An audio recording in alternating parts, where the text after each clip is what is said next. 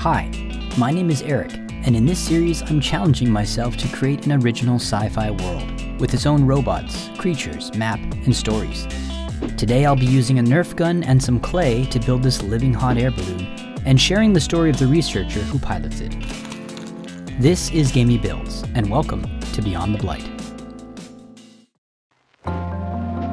This is the planet Aegis, and our build today is located in Jogale, a region of the Eastern Plateau, scarred and blackened by the Minebot wars that took place on this planet a few short years before the Blight arrived. This whole thing was inspired by this Nerf gun from my local thrift store, which is the best place to buy cheap things that smell like someone's trunk. After taking the gun apart and removing the internal mechanisms, I superglued the two halves back together so that I could evenly saw off the back end, which will become a tiny one-man cockpit. If you're joining me for the first time, welcome. The name of this series comes from a fungal infection that spread over the surface of this world, driving the majority of the human population underground. The remaining ones, members of the royal families and wealthy business people, walled themselves up in their fortresses or abandoned their lives to seek refuge off-world. But not all of the remaining top-world dwellers, known as the Overs, were of the social elite.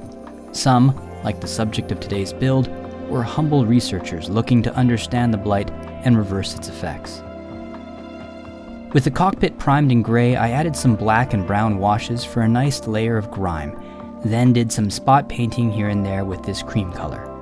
Other details, like this greebly, were painted by hand and used for control panels and displays.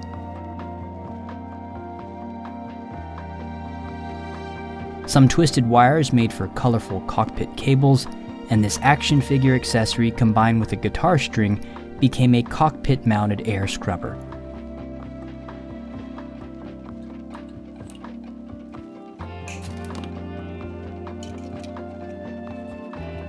I then mixed up some milliput to create these padded thermal insulators. The freezing temperatures of the high altitudes combined with atmospheric turbulence is common, and many of the pilots who took to ballooning in its early days were killed either by hypothermia or by the bodily trauma caused by being thrown around in a cockpit constructed of unforgiving surfaces and sharp instrument panels. In case this pilot does get injured, this padded crate for first aid supplies will come in handy. And once the milliput had hardened, I went over everything with a dark brown wash to weather it. The hanging cables here are electrical wire sleeves, which serve as quick-release cables used to drop the ballasts on the exterior of the craft. The two halves were then glued back together, with some baking soda added for a tight seal, and the Nerf gun's screw holes were hidden with milliput. Once that dried, I sanded it flush.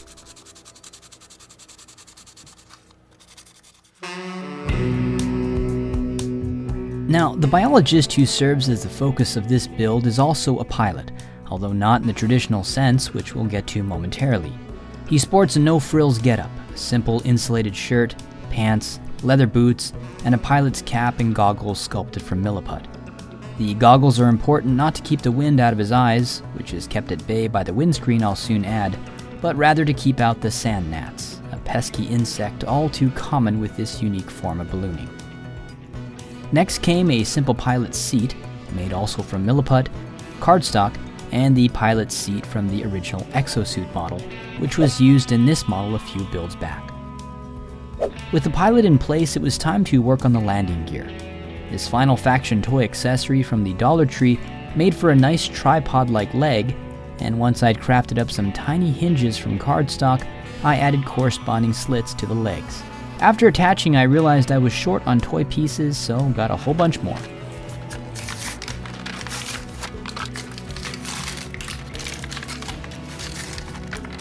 Because this craft would often find itself landing in uneven terrain, the feet needed something to stabilize them. These grippy claws, also from Final Faction toys, were softened with my heat gun and then gently adjusted into the desired position. The feet were then attached to the landing gear by way of drilled holes and paper clips. More bits here and there for forward-facing lamps, a rear-mounted gas management system, and the gas storage tanks, of which we'll add more later. Also, these outboard luggage compartments were added to store biological samples, while these tubes, formerly a USB cable, now supply these storage units with the right mixture of gases to keep them viable.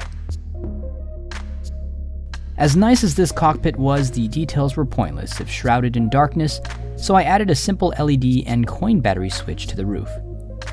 To conceal the fact that this was once a Nerf toy, I added a bunch of panels using this 0.2mm styrene. And this brand new tool, purchased with the help of my patrons, punches square-shaped holes, and that worked out great for detailing these styrene panels. Apart from adding interest to the craft's exterior, these panel edges will give the dark washes something to seep under when we get to that part of the painting.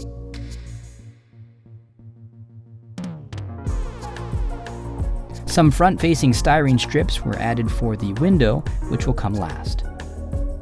Gundam firearms can be used for all sorts of fun details, and this one became a sensor array for the front of the craft to measure temperature, atmospheric pressure, and moisture levels. Due to the unique nature of this form of ballooning and the fact that the researcher is actively collecting samples while in flight, small gas canisters were needed to hold these samples, made from these beads filled with milliput. I decided to use this toy car frame for the top of the craft, as it had the general shape I was looking for after some modifications.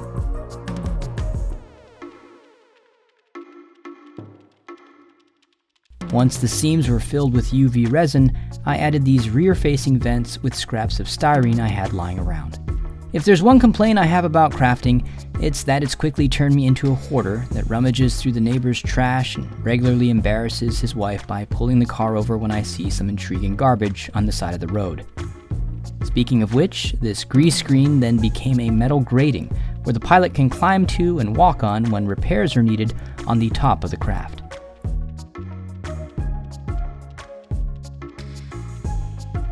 This toy car axle was warmed up with my heat gun and turned into 2 elbow joint pipes, then added to the top of the craft.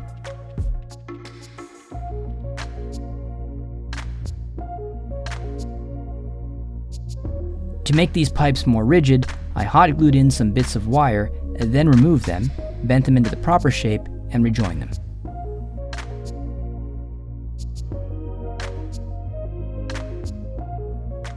Last came this acrylic tubing for yet another pipe. Practically speaking, this was added to give the whole thing stability after the balloon was added. Story-wise, however, all of these tubes serve an important purpose which we'll go over in the next part. And once a bit of tape was added to mask off this underside porthole and the windshield, it was time to paint. You are watching Gamey Builds. Thank you, and enjoy the Blight.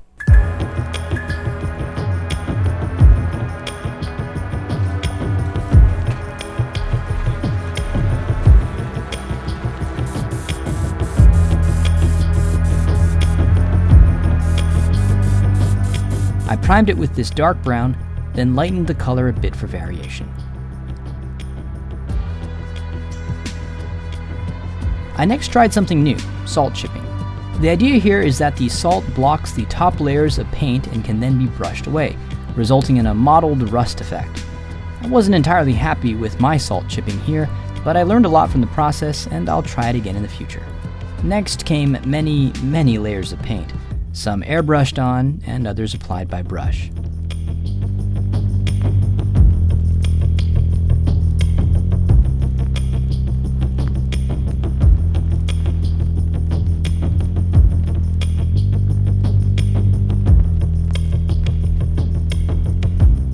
The salt was then scrubbed away, and I liked the sound it made. I then added some pale green after deciding that this craft would be subject to all sorts of moisture and excretions, so a sort of sewagey look seemed to make sense.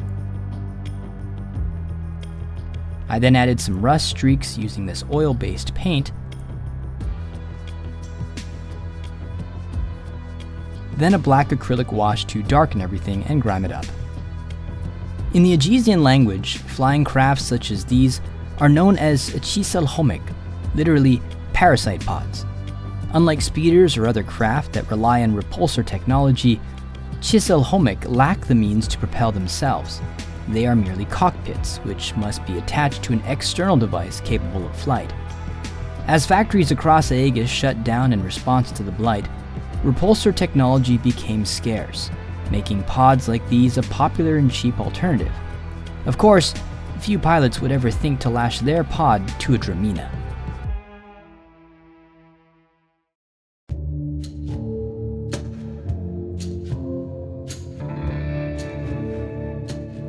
The drameena is an unusual creature native to the southern regions of Aegis.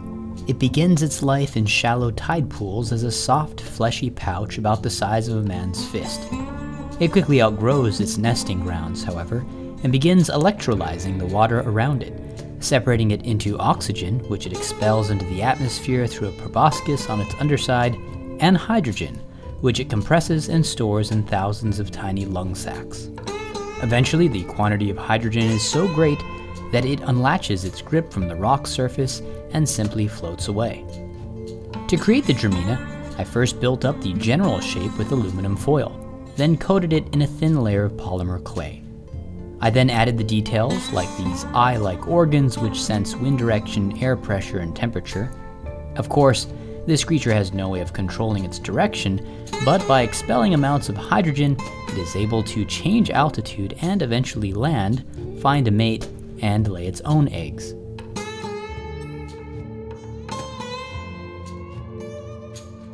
For the legs, I used this aluminum wire as a simple armature, bent them into the desired shapes, then coated them in clay. If you watch my cave speeder diorama, you'll recall that in that build, I stumbled upon a happy accident when I overheated my clay, resulting in an interesting bumpy texture. I repeated that here to mimic the texture of some crabs' legs. The final sculpting step before attaching the legs was to give the creature some veins, which carry nutrients, water, and gases throughout the creature's soft body. These veins were made with tiny strings of clay. And once that was done, I blended it all slightly into the surface.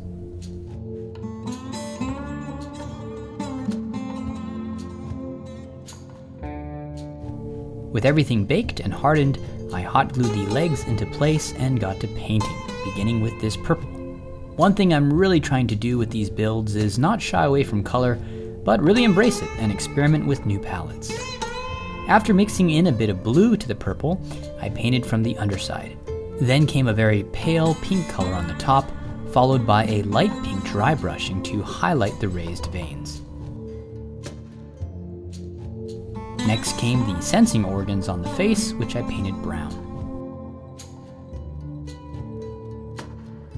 I finally did an oil wash over the whole thing to accent the recesses and emphasize the texture. Some dark green dry brushed onto the underside helped tie in the green color of the pod below, and then it was time to attach the two together.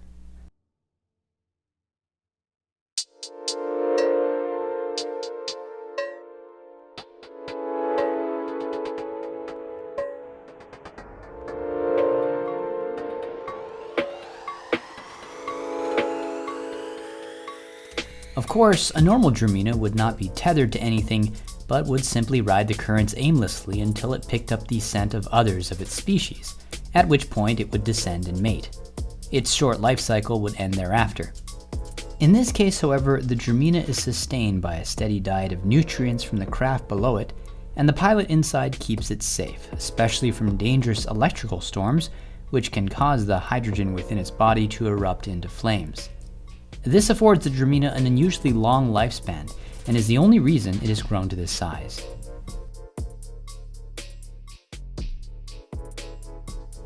For the base, I began with this cheap square block of wood. I peeled the backing off this half-inch foam and gave it some texture with this wire cutting tool, and then a ball stylus, glued it into place, then attached some torn bits of cheap thin cork.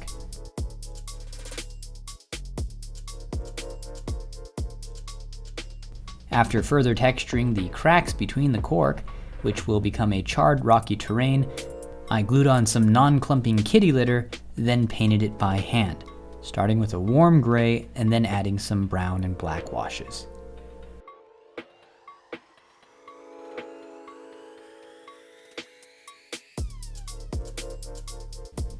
Finally, it was time to add the wooden slats.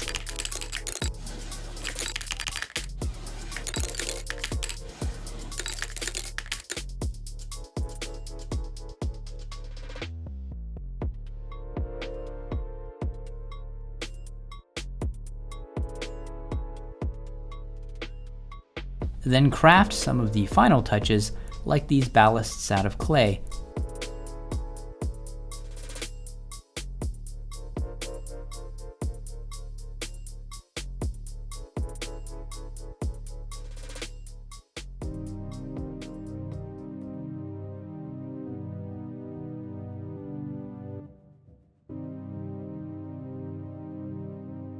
The final piece was this windshield, and while it didn't come out exactly as I'd hoped, it was nevertheless made by tracing out a template onto a sheet of acrylic, cutting that out, and then heating it up with my heat gun and bending it into shape. And that was that.